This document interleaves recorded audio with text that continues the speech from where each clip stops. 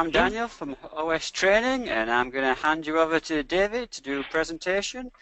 If anyone has questions, feel free to ask questions straight away, but we may defer to answering them later on, but all questions will be answered. So feel free. David, over to you. Thank you, Daniel. Let me just get my window set up. Hopefully everybody can hear me okay. Did get confirmation that you can all see my screen. Should be able to see my entire Chrome window here. I've got a couple different tabs I'll probably go through, but I'll mostly stay within this presentation window here where I have my slides. Again, yes, 2 o'clock session. We'll be talking about how to manage CSS and JavaScript in Drupal 8 with libraries and using the library system. This is mostly going to be a talk geared towards themers. Most of what we'll be doing is applicable to modules as well, but I'm not going to go too much into how to use PHP or module code to really manage libraries. It's mostly about how you'll be managing libraries within themes themselves. So a little bit about me. Yes, I'm David Hernandez. You can find me online on Drupal.org as David Hernandez, all one word, and on Twitter at David Hernandez. I'm the manager of learning contributions at FFW. My role there is largely as a developer. I do a lot of research into new technology, and in my role as manager, I help coordinate a lot of our community efforts, so things like participation at camps. I do webinars and sessions like this. I also help coordinate our contribution efforts, how we contribute back to the Drupal project and other open source projects. I help train our developers internally on new technologies like Drupal 8, and I also handle client trainings and pretty much everything that's really education focused within the company is something that I'm involved in.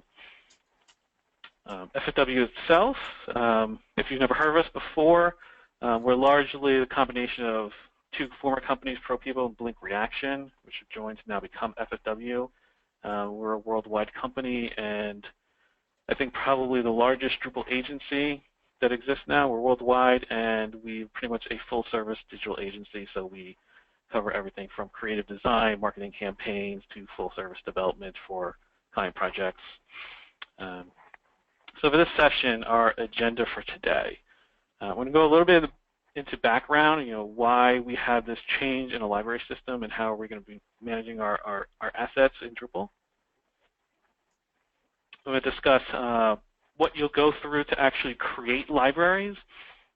At first, it sounds a little complicated, and some people, when they first look at it, bring up concerns about, well, in Drupal 7 and previous versions, I used to do something very simple like just add a CSS file like this, no big deal. But in Drupal 8, there's now this library system. So I have to build a library, I have to edit a file, create another file, add something here, organize some files in directories, do all this sort of stuff. But I think you'll notice that once you do it a couple times, it's actually not that complicated. And it's actually fairly simple to wrap your head around because you won't be doing very much programming. And that's really the key and why a lot of these changes were done for themers and front-end developers, is that we're taking much of what you needed to do and pulling it out of programming and instead making it just configuration. So you build a library like configuration. There's very simple ways for you to add those libraries and attach them to pages and do things like that. So we'll go over how to actually create those things. We'll show you how to attach them and conditionally attach them, which I think is really the most important part. In every version of Drupal, it's very easy to add CSS or add JavaScript to a page, but the more difficult thing for people to manage is how do you add that CSS under certain conditions. So there's just a page when you want that to appear. So if something got included on a page, like a particular node or a particular block that has a feature in it, you want your CSS or JavaScript to show up on that page, but you don't want it to show up everywhere. Sometimes that handling those conditions could be very difficult for people, but in Drupal 8 it's pretty simple and pretty straightforward. And then we'll go over how to actually manage libraries that you don't create. So extending and overriding individual libraries, ones that come from Drupal core, or come from other modules, base themes, things like that. It's very easy with the API that's been created in Drupal 8 to manage those other libraries, manipulate them in any way you want, and you do that in configuration. You don't actually have to program in order to manage those other libraries. And then I'll go over a few gotchas that I myself have discovered. So, the original problem space. So, one of the things that, if you're not a developer, and by developer I really should say, if you're not a programmer, dealing with previous versions of Drupal could be difficult. Because if you wanted to add CSS, what you could do is go to your info file, right, and then just say style sheets equal this, add your CSS file. That's fairly easy, but that would add your CSS file globally and puts it everywhere. So when you got into the position where you just needed to add, say, one CSS file, but only make it show up on a certain page, only make it show up for certain conditions, then you had to program. You had to know how to use preprocessed functions, how they worked, how to manipulate the arrays that come in and go out, do all that kind of stuff. And that's not always simple for somebody who's not a programmer. I think that's something that a lot of programmers underestimate, that difficulty when it comes to the work that other people have to do. If you are a programmer and you have that mindset, you know how to just grab data and manipulate it. It's a very simple task, kind of debug and figure out these things and what's the structure of this array and do all that kind of stuff. But if you're not a programmer, that leap to figure out, I'm going to go to this preprocessed function, I'm going to get this variables array, I'm going to go in it, I'm going to manipulate it, I'm going to remove CSS I don't want or JavaScript by unsetting parts of the array, get rid of these things, control how everything gets attached to the page, do all that kind of stuff. It's not that difficult if you're a programmer, but if you're not a programmer, it can be quite difficult. So what ended up happening is a lot of people who are front-end people, themers, designers, they would just add their CSS everywhere because that's the only way they really knew how to handle it properly. Or I should say not properly, but knew how to just get their CSS into the page. And then you ended up with all this CSS that was difficult to control.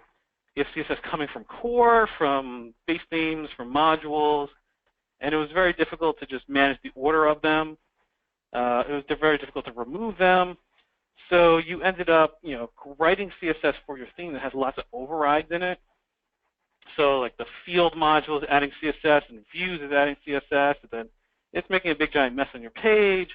So in your CSS for your theme, you have to go in and just start writing all these overrides, override, get rid of that margin that's there and that padding that's there, and why was this made bold, and I don't want it to be bold, and so you have to undo that, and undo that, and undo that, and undo that. So your theme would have, like, 60% of your CSS in your theme was just trying to undo things that core and modules and other things are actually doing to your page when you'd rather just start with a clean slate or be able to just get rid of files and do things like that.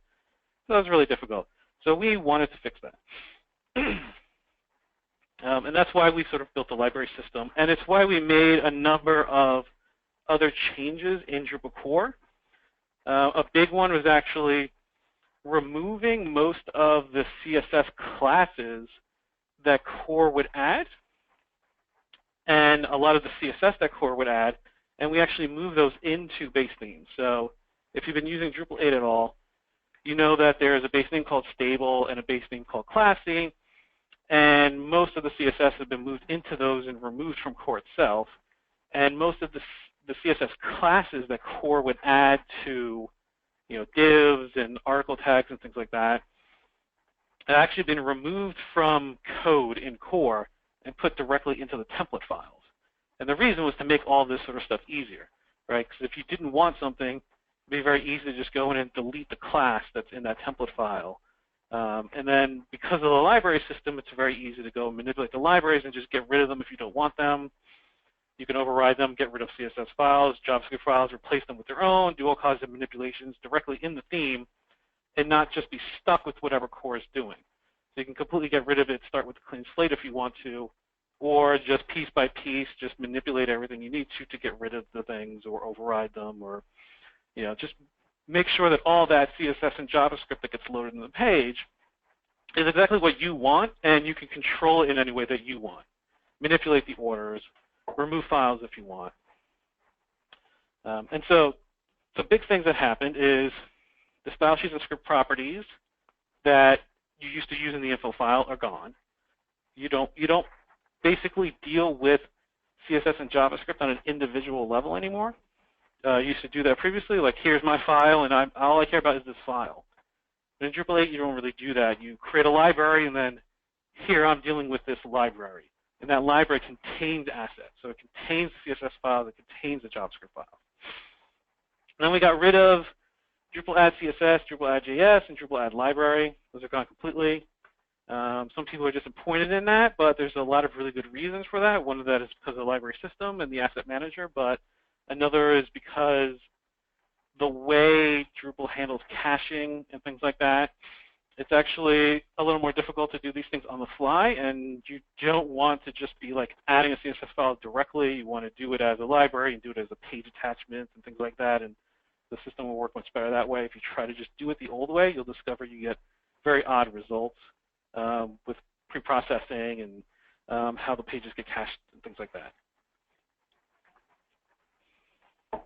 So, as I said before, like the aim of this talk is, for any themer, I want you to really understand how using this system, you'll be able to manipulate everything you pretty much need to do without having to write any actual PHP code, right? You won't have to go into pre-processed functions. You won't have to build modules. You won't have to go into your templates and write PHP, which you don't do anymore because we have Twig anyway. But it's just a much simplified process. But it's far more flexible than we actually had before, so that's a really big win, right? You're getting more, but you can do it with less programming and do it in a less confusing way. All right, so there are two really important prerequisites, two things that you really need to know in order to manage the library system, but they're fairly simple, so I'll just go over them quickly. One, of course, is you have to understand how YAML works, and if you're dealing with Drupal 8, you have to know this anyway. YAML is just what we use for formatting all the configurations. It's just the standard for doing it, but it's really, really simple. So YAML is just based on this key-value paired structure, where you have a key, a colon, a space, and then whatever the value is for it. And if you want to know like really deep details about how YAML works or anything like that, I encourage you to go to yaml.org and actually have that tab here. But you'll discover YAML is so simple that everything you really ever need to know about it, you're going to learn just on this first page right here. And this is really how the structure of all these YAML files work. The libraries are all set up as YAML files, so it's the same thing. All right, so here's a simple example, right? So everything is basically your key. So like my config here is my key. You know, if there's a colon, and then I go to the next line. If I had something directly after the colon, that would be a value that's attributed to my config. But instead, I go to the next line, and then all these things on the next lines are indented. The indentation is actually important. So when it's indented, that means that each one of these elements actually belongs to my config. And then each one of these has a key and value, right? So if you look at the structure and you're familiar with like a multi-dimensional array structure, it's pretty much the same thing. And you can pretty much think of it like that way. And for the most part, it gets processed that way as well, right? So like this is essentially your variable, and then within it, you have these 4 elements. And this one is called name, and it has a value, my awesome sauce. This one's description, it has a value. And then stuff would just be another array within it, and it has 2 values. Now, when you see things that have this hyphen, you know, if there's no key here, it just has this hyphen in front, that means that this doesn't have like a text string key for these elements. They're just sequential. So this would be value 0 and value 1. You'll see this often in YAML throughout all of Drupal everywhere in its configurations. Things like this happen. And then when you have elements like this, special properties, this is a key, and then you'll see these curly braces with key values inside of them. These are properties that belong to this element. Right? So when we go through how to create these libraries, how to manipulate things, we'll be using this YAML format. But it's fairly straightforward, simple. This is pretty much everything that you need to know.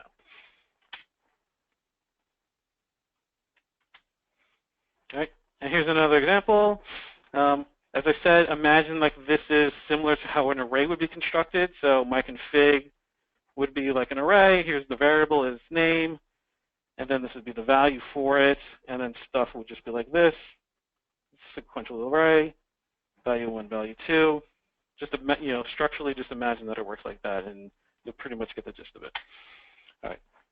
The second thing you need to know is about SMACSS. SMACSS is not a Drupal thing. It's just a CSS architecture. If you go to smacss.com, which I have a tab here, you see the lumberjack guy. You can go through here and read about how SMACSS works. It's just general CSS architecture. It's really all about how you organize your CSS and how you organize your rule sets in a way that basically makes sense. And it's what will help you limit the amount of overriding rules that you actually create. So the way it works is you end up with these 5 categories: base, layout, module, state, and theme. And in Drupal, instead of calling the third one module, we call it component, because module would just be a really confusing name if we called it that. And what you're going to do is, when you create libraries and you add your CSS file, there's an area where you add one of these categories, and that tells Drupal that your CSS file will belong in that category. And Drupal uses this to dictate how it organizes the CSS files when it attaches it to the page. So just think of them as, the names don't matter that much. Just think of them as being in this order, 1 through 5. So if you put something under base, that will go first, and that will get linked at the top of the page. It'll be in the grouping of the first CSS files that get added. If you put something in layout, those files are guaranteed to always come after. If you put something under module or component in Drupal's case, they come after that, and then state, and then theme is last. So this is how you can control the order of everything.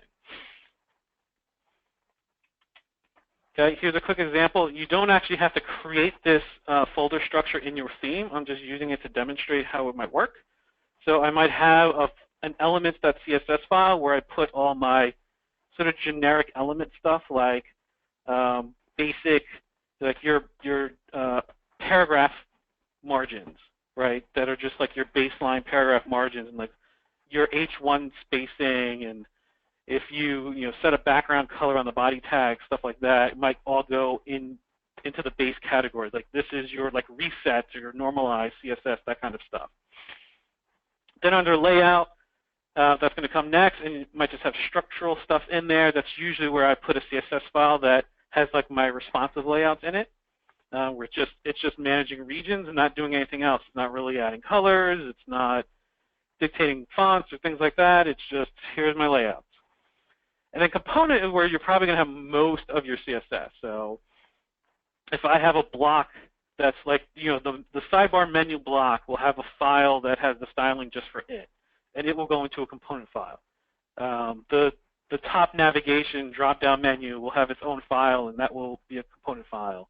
The search box will have its own CSS file, and I'll handle and have its own library, and it'll just be a component file. It won't go under base layout or anything like that. And you get state. State is for anything that's stateful, but it's used less often, obviously. But things like, hovers for menu items.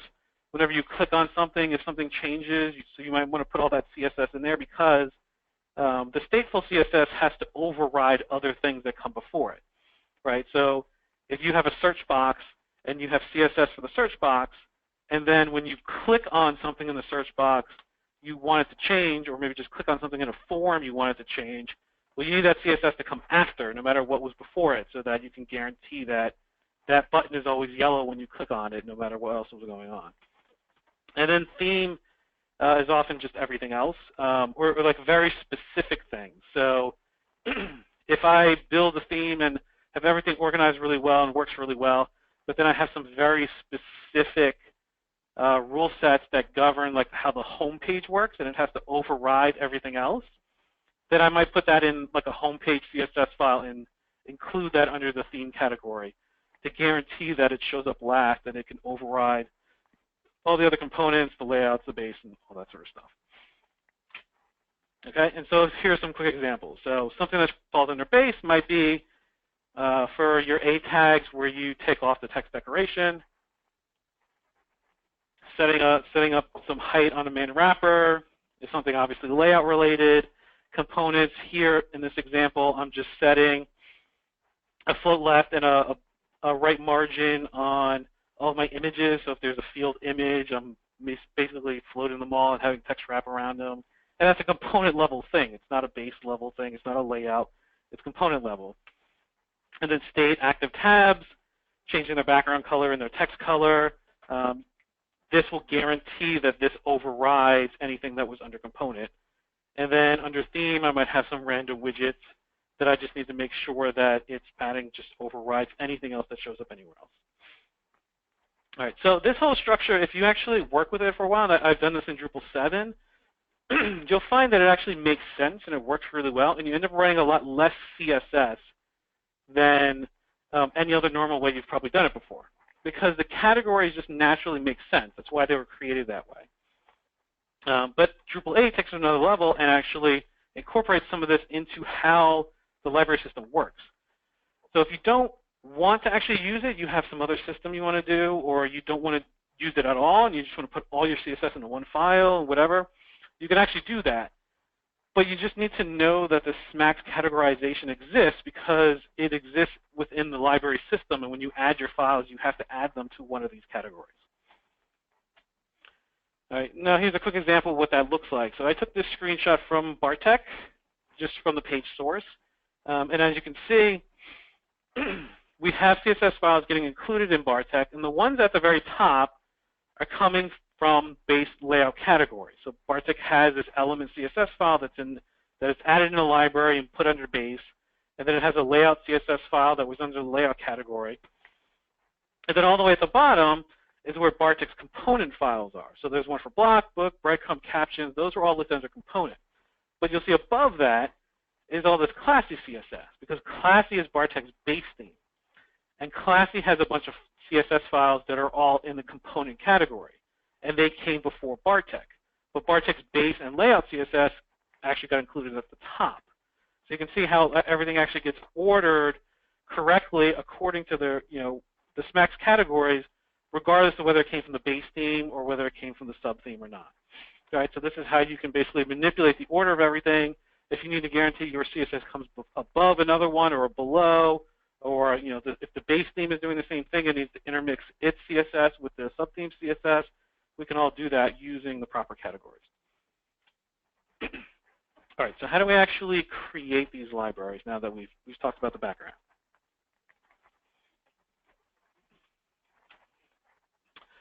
In your theme, and this goes for modules as well, you'll have this libraries.yaml file. You'll have one libraries.yaml file, and you can put any number of libraries you want in it. All the libraries have a unique name, but they don't have to be unique for your entire website. They just have to be unique to your library system, so within your theme or within your module, because all of them are referenced like this. They're referenced by the name of the originator, where they've come from. So when you reference a library that comes from a module, you'll use the module name / and whatever the library name was. When you reference your own libraries in your own theme, you use the name of your theme / the library name. So every module and every theme within a Drupal website could have a library called global. That's fine. It'll work. They won't get confused with each other because they're all referenced wherever it is that they came from. If you want more documentation, I encourage you to go to this page here. This is in the Drupal.org theming guide.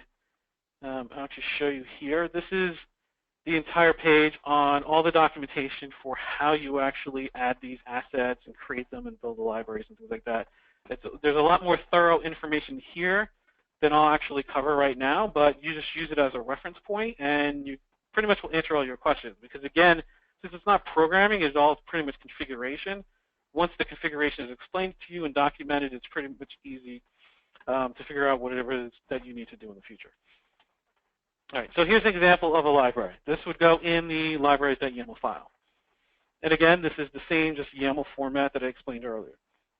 You have your library name, colon, and then you can see everything below that is indented, so everything belongs to this library. you have two main categories, one CSS and one JS. So all your CSS is going to go under CSS, and all your JavaScript is going to go to JavaScript. And then you have dependencies at the end. So under CSS, you see we then have two more categories, right? This is where SMACSS come in. And this is why I say even if you don't want to use SMACSS as your method for organizing your CSS, you still have to understand that it's there and it exists because you have to use it when you make the library. If you don't want to actually use the SMACSS method, what you could probably do is just put everything you want under the theme category, and then it'll just get included at the end and you won't care too much. So underneath base, and you can use every single category within a library, and you can put any number of CSS files you want underneath each one of these categories. So I don't have to have just one CSS file here. I can have multiple and just have put one on each line. So at the base, I just put the CSS here, and this is the path to this CSS file within my theme. So this is relative to my theme. Then just put a colon and then a space and these curly braces. Inside the curly braces go these properties. If you don't have one for that CSS file, you don't need any additional properties. You just put the two curly braces and leave it empty in between. And then again, one per line. So if I have multiple CSS files under base, I put them all there. If I add a component category and I have multiple CSS files, you just put them all there. Or you just make separate libraries for everything, which is what I often do as well. In this second example, you can see I have the theme category, and then I have a print CSS file, which I list here just to make sure that gets included last on the page when we print. And then I have a property for that, media, print. So Drupal will know, based on this property, that this is a file that gets added to the page and is used specifically as a media query for printing. JavaScript, the same thing, except under JavaScript, there are no SMACSS categories. Because these are JavaScript files and not CSS files, that categorization doesn't make any sense. But the same exact thing happens here. You just put a path to that JavaScript file, and you can put more than one per line and have as many JavaScript files as you want. They'll get included in this order. And then these files also can have properties. So in this case, I'm telling Drupal that this file has already been minified, so you don't have to try to do it again. In the case of JavaScript, I've also added this line, header true. I put that there just to remind myself to tell you about it. By default, Drupal will add all JavaScript to the footer of the page. So if you don't want that and you've got some JavaScript that has to be blocking JavaScript and you need it included in the header, you just add header true here, and then all the JavaScript here will get included in the header of the page.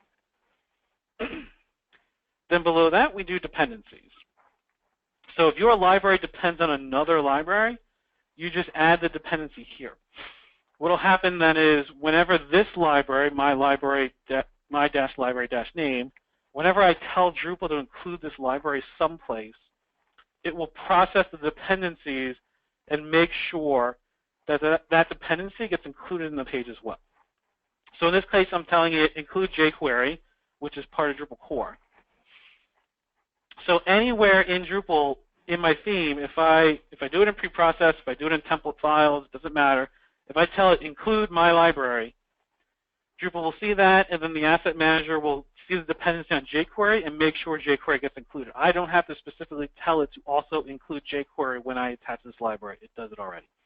And you can do this for other things. You can do it for libraries that are part of modules. You can do it in libraries that are in core. You can do it other libraries that are in your theme. So you might make one specific library for like a certain content type and then tell it this also depends on some main library that isn't always there, so make sure that one gets included as well. You can basically manage these however you want.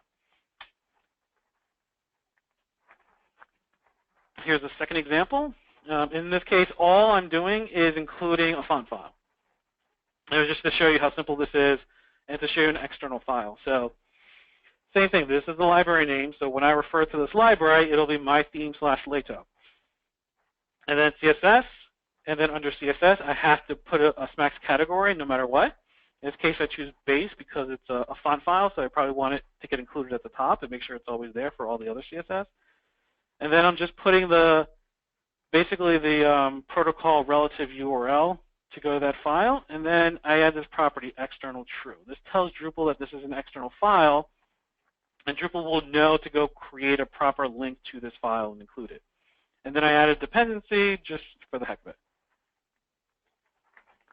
So at its simplest, this is what a library is going to look like. If you had a library that just had one CSS file, it would look like this. Maybe you have a dependency, maybe you don't. But it's really just, at a minimum, 4 lines that you'll need to set one up.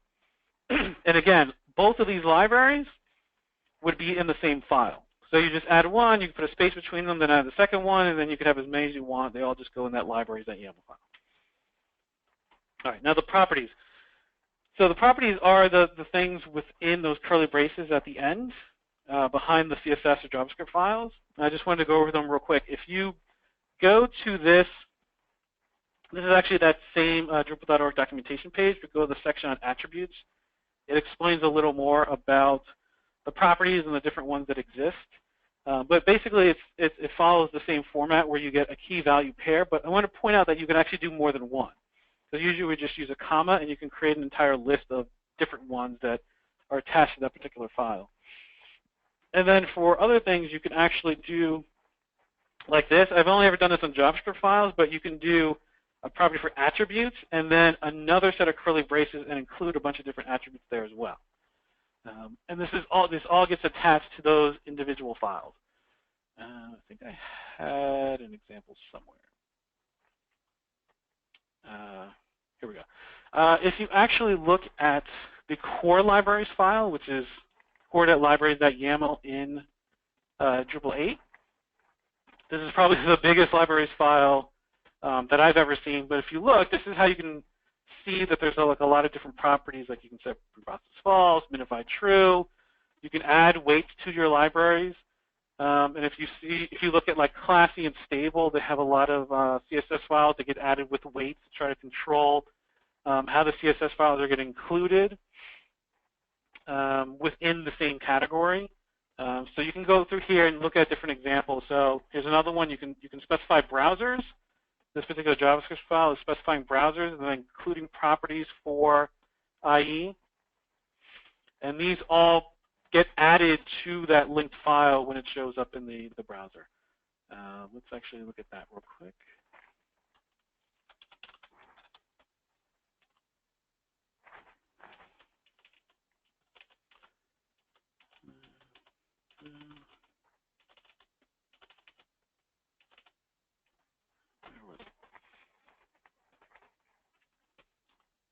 There is a JavaScript example here.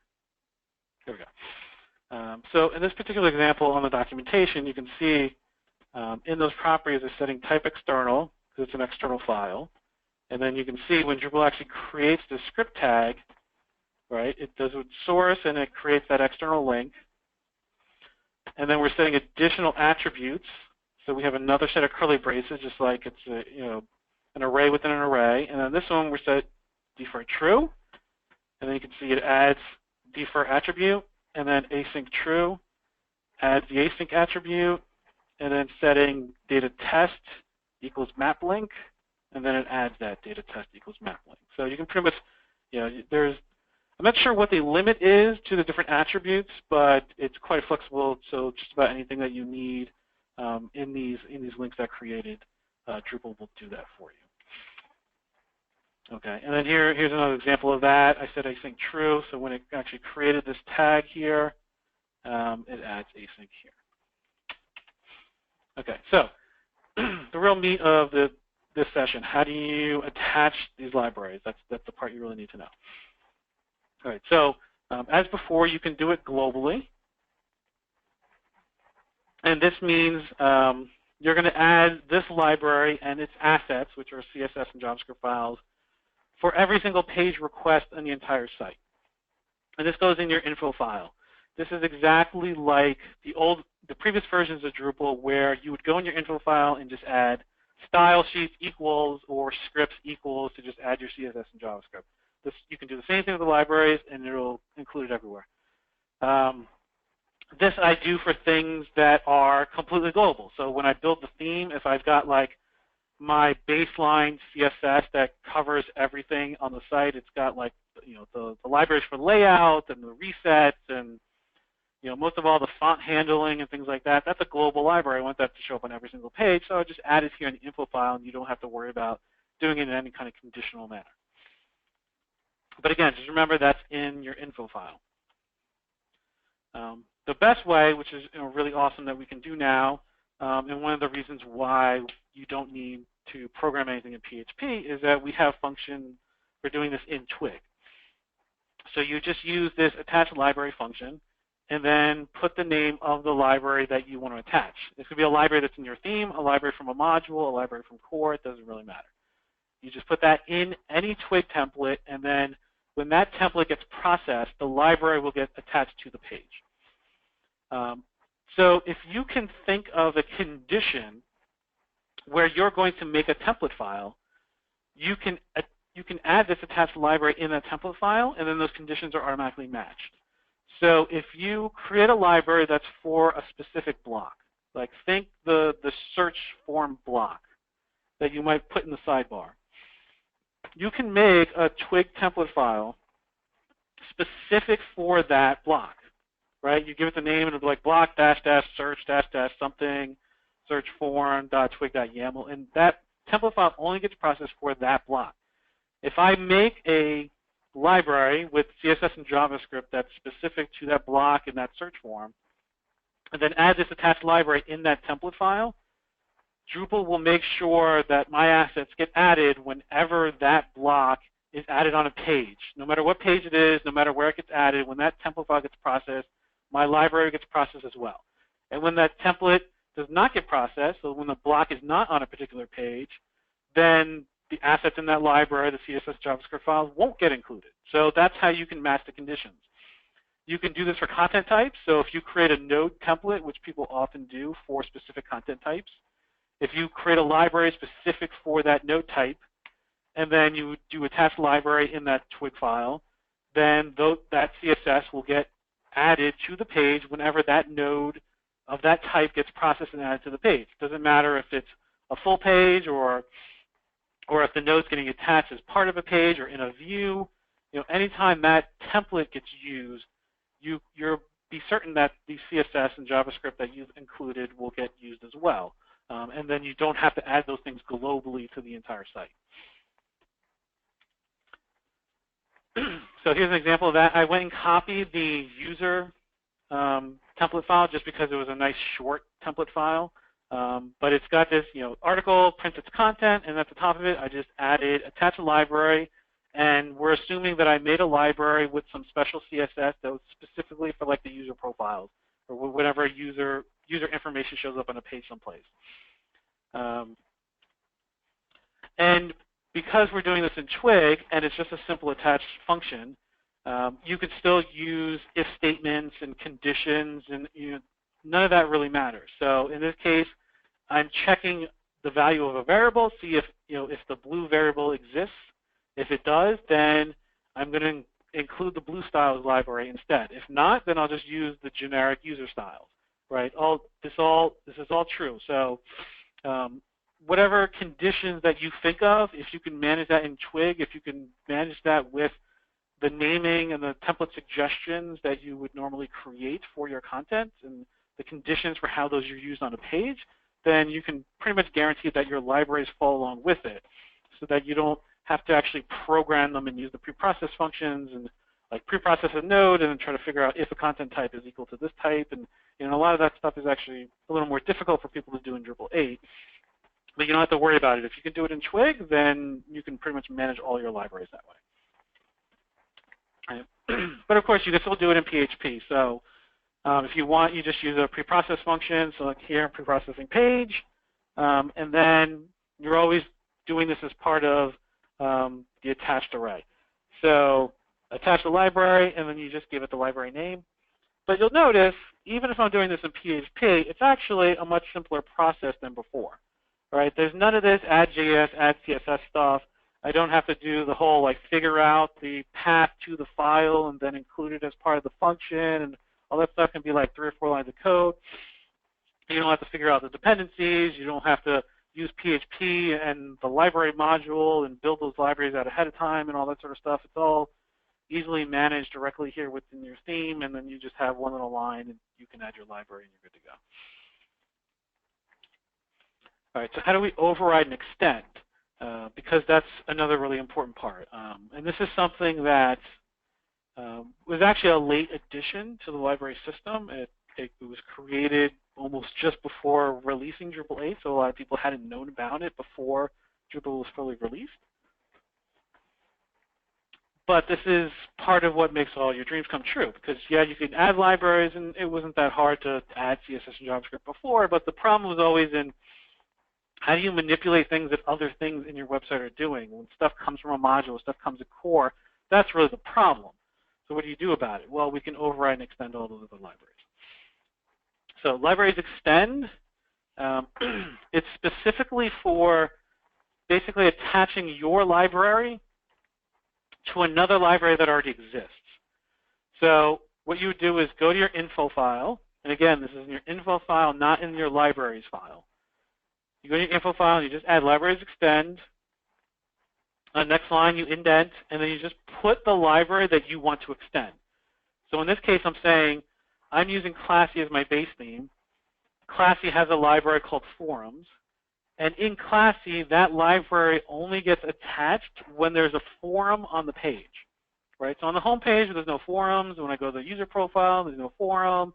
I go to some random view that has no forum. That library doesn't get attached. It's only when there's actually a forum there. So I'm saying I've got maybe some CSS that tweaks the way those forums are presented.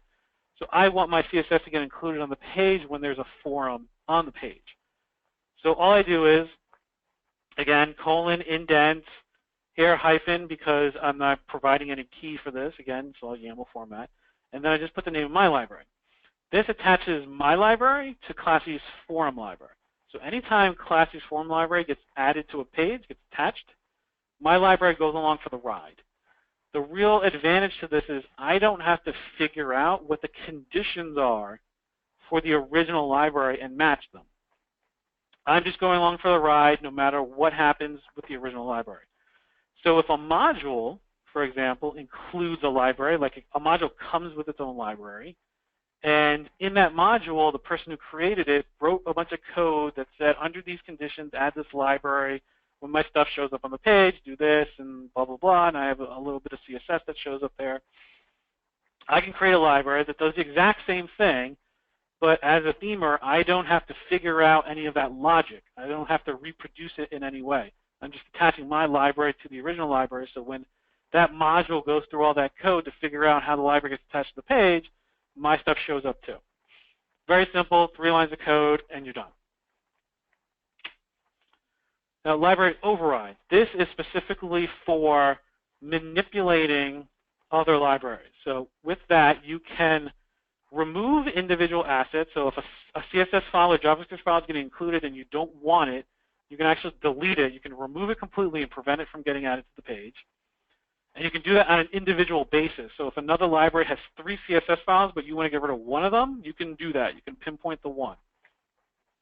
You can replace the asset. So if instead of deleting that CSS file, you actually want to swap it with yours, you can do that.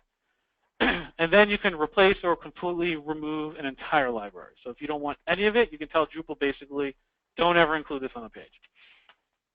So here's how you do that. And just like with the extends, you do this in your info file. Do libraries-override. And then again, next line, indented. You put the name of the library that you want to manipulate. And then underneath that, all you do is you match all the original stuff from that library.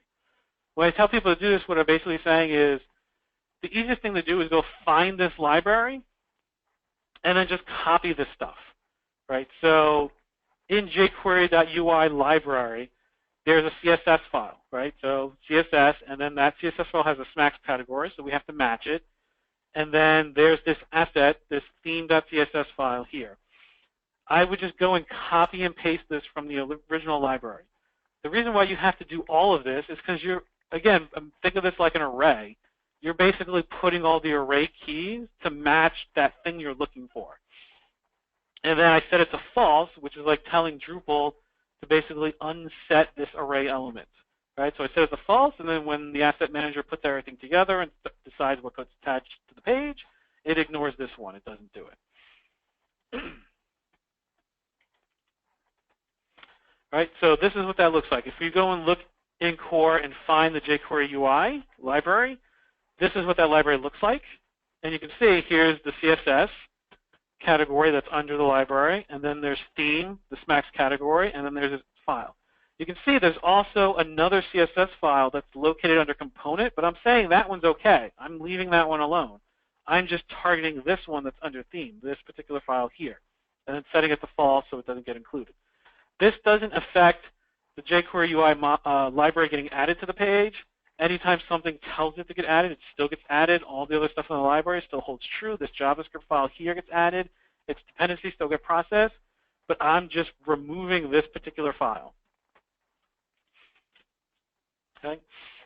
Now we can replace a file. So I would do the exact same thing, but if I want my CSS file to get included instead of the original CSS file, I can actually do that. So everything I just discussed about the jQuery UI library, you do the same thing. So I put the CSS category, I put the theme category because in the original library, this is the way this is all set up. I'm specifying the system.maintenance.css file, and I'm saying, I want you to use this CSS file instead. And this is relative to the CSS in my theme. So in my theme, I have a CSS directory and a maintenance.css file inside of it. So when this library, when system maintenance library, which comes from the system module in Drupal core, when it gets processed and its stuff gets added to the page, which is usually when the maintenance page is visible, I'm basically saying swap this file out from my file completely. So I don't have to think about the conditions for the original file. I don't have to make a new library on my own. I can just add this one CSS file and say that library already exists. There's already logic that dictates how it gets added to a page. I just want my CSS file to go in place of that CSS file, so that file gets deleted, mine gets added, it completely gets replaced, it gets put in the same spot, and you're good to go. All right, now you can do the exact same thing, but with the entire library. So libraries override, you specify the name of the library, and then if on the next line you just put your library name, it will replace this entire library with yours. So again, you don't have to think about the logic for how this library gets added to a page. Drupal will just replace all of the assets from the original library with yours. So if a module has a library and it's got a bunch of stuff in it, CSS, JavaScript, doesn't matter. If you make your own library and you've got multiple CSS files, JavaScript files, and you're doing all kinds of different things in it, and you'll build out a library however you want, and you're saying, I want my library, the entire thing, the whole configuration for my library, I want it added in place of this other library that came from this module or base theme. You just do it like this, 3 lines of code, and when Drupal processes all those assets, puts everything together and attaches to the page, it uses all your stuff instead of that original stuff. You don't have to pre-process, you don't have to write any PHP, you don't have to build a module, you don't have to do anything. You just do these 3 lines of code and all your stuff replaces all their original stuff.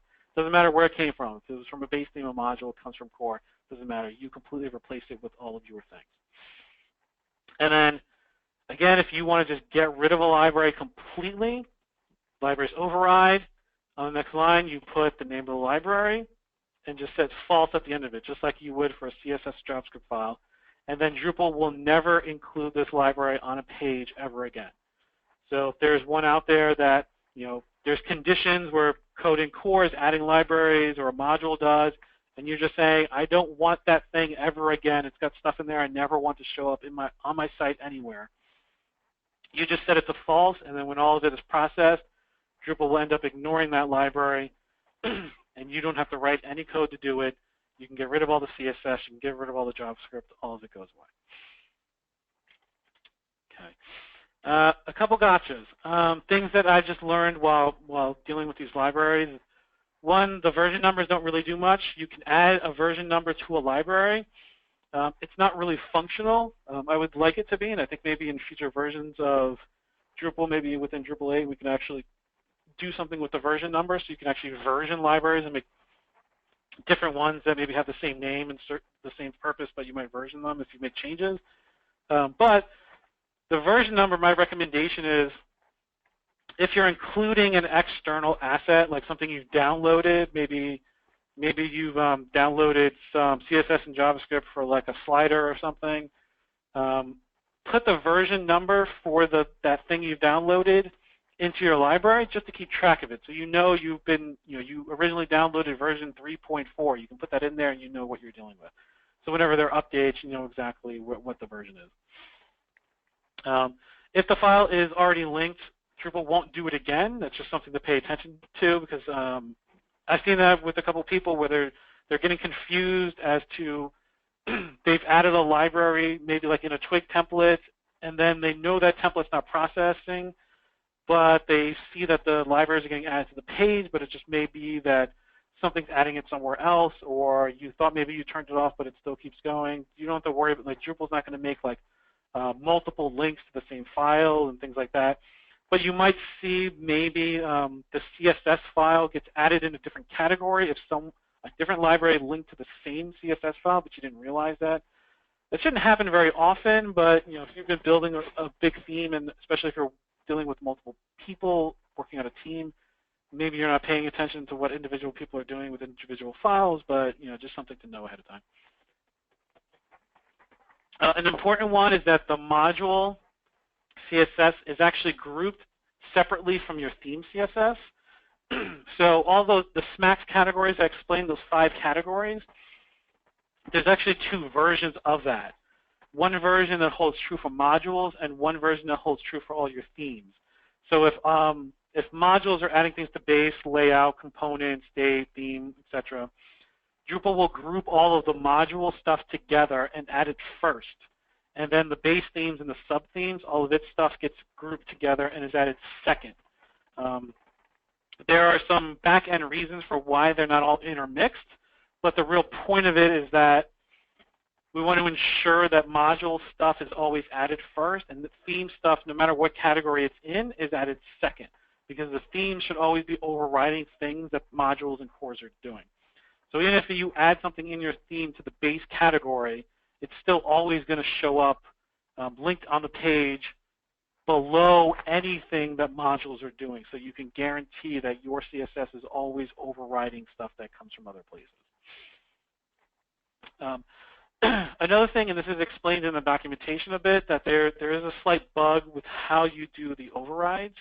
So let me actually just go back to that for a moment.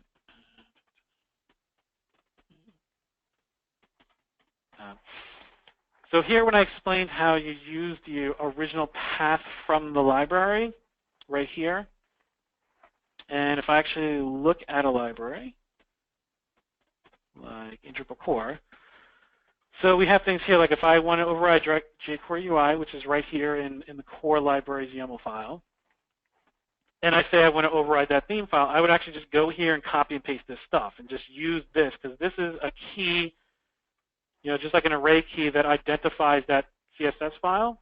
I would copy that into my theme and my library's override. That normally works fine. But there is a slight bug where if this library has already been overridden by another library and you try to do it again, this path right here actually changes. If you look at the documentation, it's actually written here. So you can refer back to this, but I actually want to explain this for a moment because it's not explained thoroughly in here.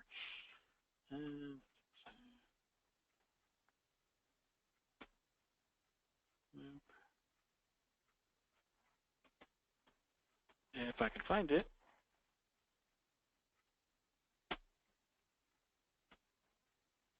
Nope. There we go.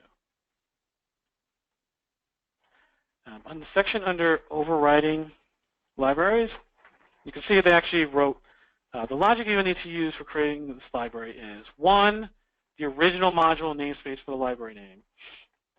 Right, and that's basically what I'm explaining. Use the path of the most recent override as the key. Or the path would be the full path to the file. So if this file has already been overridden by another library, you then have to use the full path to get to that CSS or JavaScript file. So you can see in this case it's /core/theme/stable/CSS contextual blah, blah, blah, blah, blah. Instead of where this originally came from, which probably just said CSS/contextual/contextual.module CSS.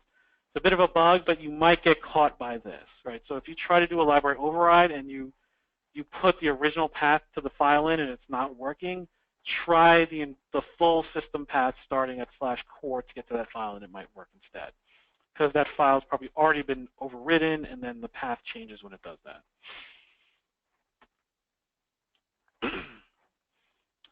And then last, this is something that I bring up for people specifically with the library system, is that if you're seeing issues with how files get overridden and their placement in the page, create issues for that, because I know there were some bugs with it, and we'd like people to actually basically help QA that system and fix those problems.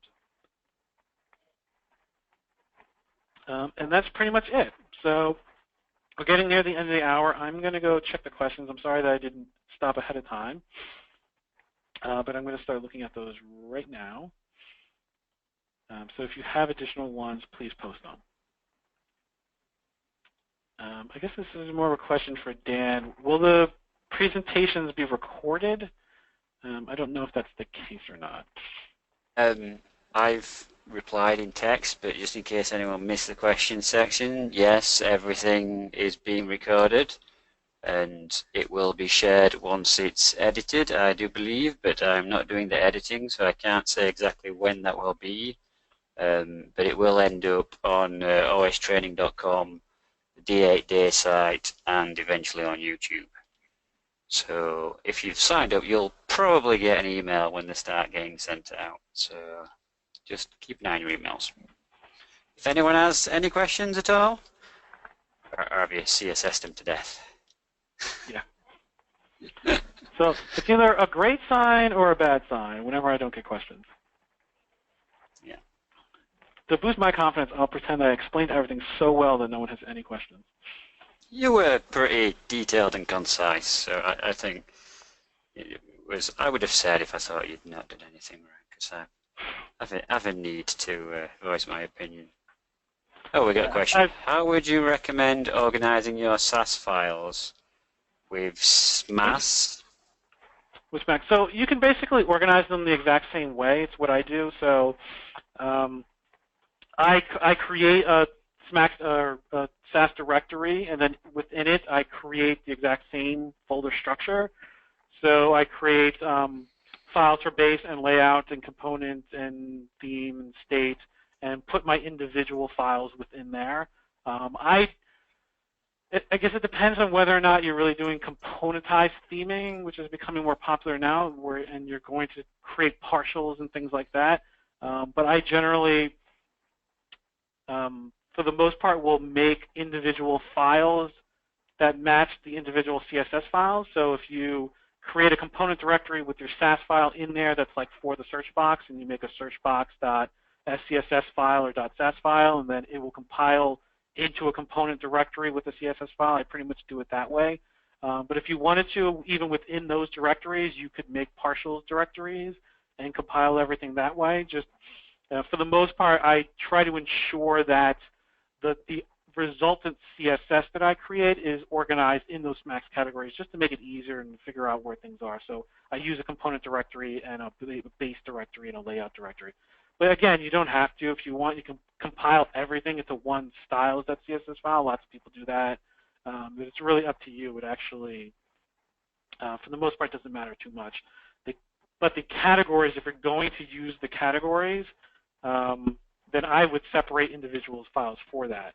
Because the real advantage is that basically nothing within each category should conflict with each other. So all the stuff that's in component shouldn't affect anything else that's in another component file, and things that are in base shouldn't affect anything else in another base file. But the Drupal will just ensure those groups are added in those orders, and then everything's fine. And then, I wouldn't worry about things like the number of files you're creating. I think that's overblown a lot by people, because you're going to aggregate these CSS files. So if you actually look at core, look at like Bartek and look at 7, they've got like 40 or 50 CSS files. So if you don't have CSS aggregation turned on, you see a huge amount of them linked in the page.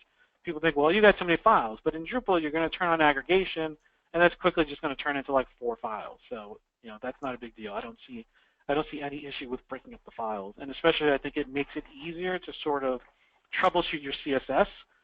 because not everything's being dumped into one file. So when you go into your inspector in Chrome or Firefox and you actually look at where the rules are coming from, it's easy to see exactly which file they came from and figure out what's going on.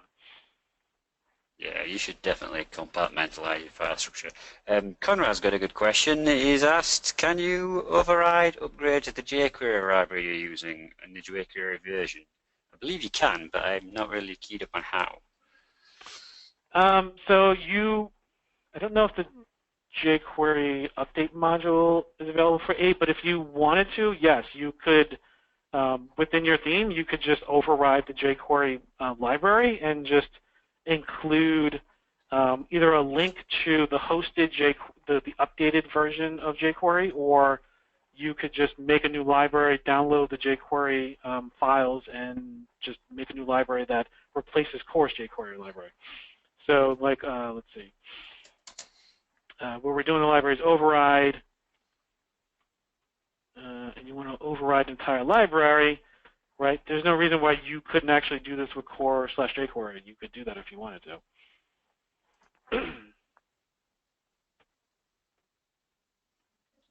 Any final questions? All right, thank you very much, David, and thank you everyone who attended. If you check your emails, you should get an email once everything's published. So thank you for attending, and I'll see you in the next one if you want to join us there. Thanks, everyone.